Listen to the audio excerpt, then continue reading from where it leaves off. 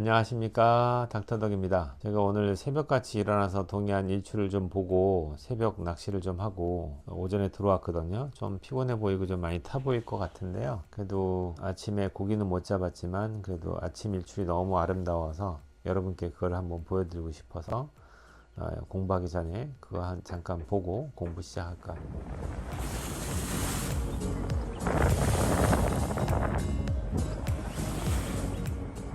새벽이 아침에 일출이 이렇게 멋있을 때가 가끔씩 있어요.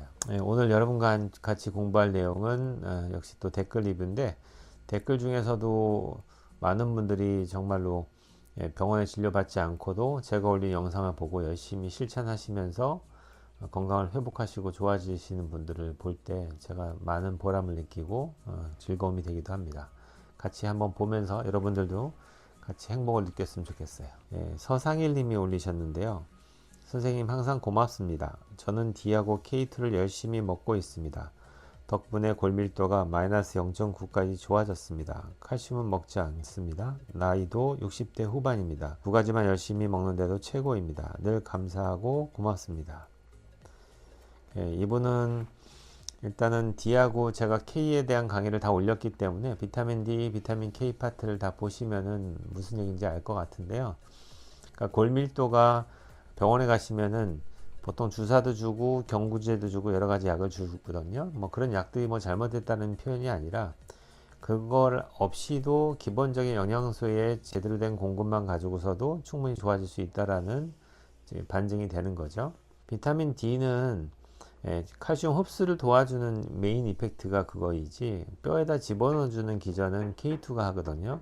그렇기 때문에 여러분들이 꼭 드실 때 뼈의 골밀도를 높이기 위해서 먹을 때는 비타민 D만 드시면 안 되고 K2를 같이 드셔야 됩니다. 그리고 여러분들이 이제 제대로 된 식단만 잘 드신다면은 굳이 칼슘제를 먹지 않고도 비타민 D의 충분한 섭취를 통해서 칼슘의 흡수를 도와서 그걸 뼈에다 집어넣어 주는 역할을 해주겠죠. 그 다음에 특이항원 면역치료의 파트에 올리셨는데 박판고님께서 제가 약물 알레르기, 항생제, 소염제가 있는데 최근 2달 사이에 여러 알레르기, 소금, 치약, 베타글루칸, 베이킹소다, 코코넛 오일, 비타민C 강황, 아로니아 등등에 대해서 알러지가 생겨 항히스타민제를 조금 먹어야만 치약으로 양치를 할 수 있는 상황입니다.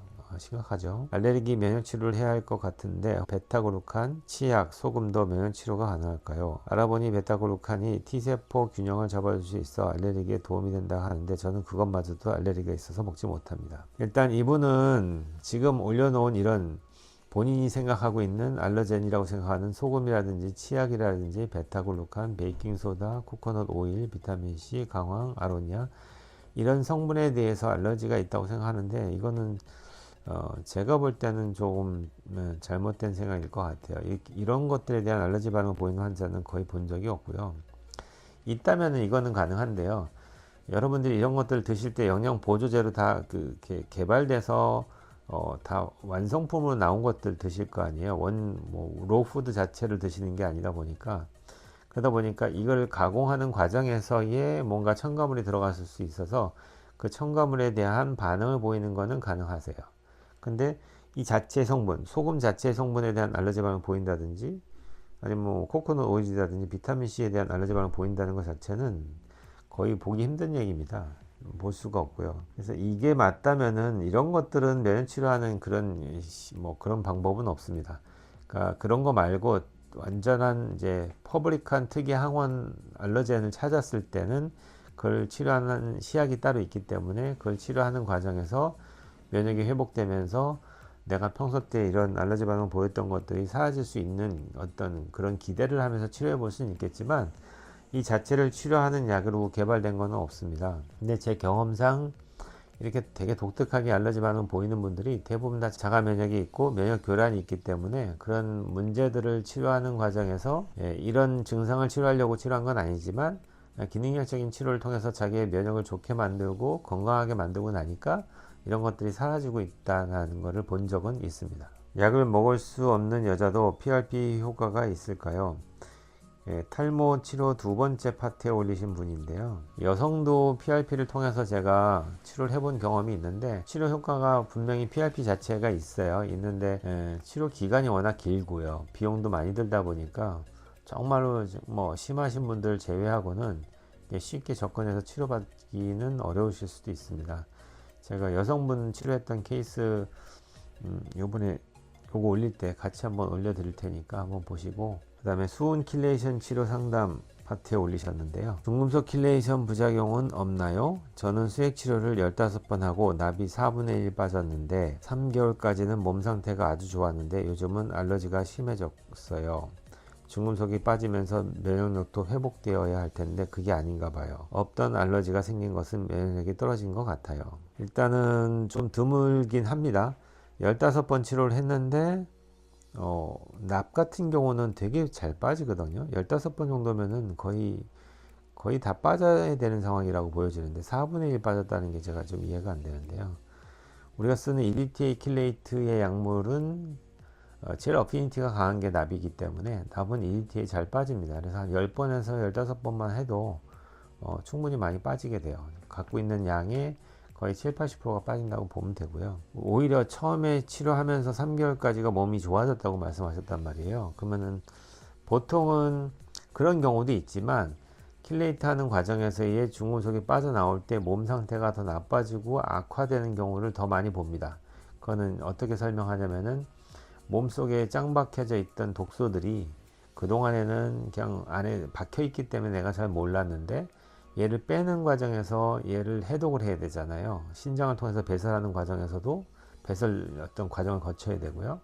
그러는 과정에서 오히려 일반인들이 얘기하는 면역 반응이라든지 또는 해독 반응이 나타날 수가 있어서 그런 경우에 몸이 좀 더 나빠졌다가 해독이 다 끝난 상태에서 다 배출이 끝나면은 그 다음에 몸이 확 좋아지는 경우를 훨씬 더 많이 보게 되는데요. 이분 같은 경우에는 오히려 반대로 설명하셨어요. 15번 치료하는 동안에는 몸이 되게 좋았다고 얘기했는데 그 이후에 나빠졌다고 했거든요. 그리고 납을 빠졌는데 4분의 1 빠졌다라는 것도 좀 제가 볼 땐 이해가 안 되고요. 그러니까 어떻게 어떤 치료를 받았는지에 따라서 선생님하고 상의를 좀 하셔야 될 것 같아요. 그거를 이제 실제 지금 킬레이션을 주도하셨던 선생님하고 상의하셔서 지금 잘 빠지고 있는 게 맞는 건지, 그리고 지금 불편해지고 있는 이유가 지금 킬레이션하고 무관한 다른 문제가 생겼을 수도 있기 때문에 그런 문제가 무엇인지 다른 검사를 통해서 확인해 보셔야 되겠죠. 그 다음에 마지막에 될 것 같은데, 기능의학자가 우유를 못 먹게 하는 이유. 제가 우유를 못 먹게 하니까 많은 분들이, 우유를 좋아하시는 분들이 특히 댓글을, 그러면 도대체 뭘 먹고 살 것이며 여태까지 내가 우유를 잘 먹었는데 그러면 뭐냐, 뭐 이런 식으로 댓글 다시는데, 그러니까 정상적으로 드셔도 문제가 없는 분들도 많이 있습니다. 근데 저희들이 항상 강조하는 거는 자가 면역이 있거나 면역의 교란이 있는 분들이 유단백에 알러지 반응을 보이는 경우가 많다 보니까 오히려 그렇게 몸이 안 좋으시면서 굳이 그걸 넣어줘 가지고서 자기 몸이 망가질 수도 있는데 그걸 먹어야 될 이유가 없잖아요, 전혀. 그런 분들은 검사 후에 확인하고 안 먹든지 하면 좋을 것 같고요. 이분 같은 경우도 케이스가 이런 경우를 종종 보는데, 호주에 살고 있는 교민이세요. 그러니까 호주는 우리나라보다 훨씬 더 이제 자연 환경이 좋은 곳이죠. 가보시면은 토지 방목 목장 신선한 풀 뜯어 먹고 내는 젖소라서 맘 놓고 자녀들에게 먹이고 있어요. 모든 우유는 좋은 살균을 하더라고요. 10년 넘게 호주에서는 우유를 마신 후 한 번도 배가 불편하거나 설사는 없었어요. 근데 한국이나 필리핀, 중국 갔을 때 변비가 생겨서 마트 가서 우유를 사서 먹고 10분도 안 돼요. 속이 부글부글 바로 화장실 갔어요. 바로 우유가 설사 만들어내는 약처럼 효과를 보았어요. 이것도 참 이상했는데 이제야 그 이유를 알겠네요. 그러니까 원료 자체가 좋은 게 들어가서 제대로 만든 우유를 먹었을 때 반응이 없는 사람이 있고요. 심지어는 아무리 좋은 원료를 만든 우유라고 하더라도 그거에 대한 반응을 보이는 사람도 있습니다. 각각의 개인에 따른 차이가 있을 수 있다라고 보시면 되고요. 그래서 검사를 통해서 저희들은 그래서 가능하면은 본인한테 면역 교란을 유발할 수 있는 유단백에 대한 알러지 반응이 있을 경우에만 철저히 제한시키는 쪽을 권하게 되고요. 나머지는 본인 취향에 따라서 뭐 먹고 싶으면 드실 수 있죠. 근데 다시 정리하자면은 대부분의 암 환자라든지 그리고 자가 면역이 있거나 면역 교란이 있는 분들한테는 저 같은 경우라면은 가능하면은 우유를 드시지 않기를 권합니다. 이렇게 말씀드리기도 합니다. 네, 오늘은 여기까지 공부하겠습니다. 온 국민이 건강해지는 그날까지 닥터덕은 여러분과 함께.